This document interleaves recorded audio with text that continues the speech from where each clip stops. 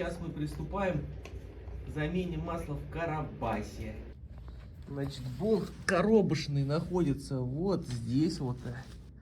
И, соответственно, он находится у нас с правой стороны мотоцикла.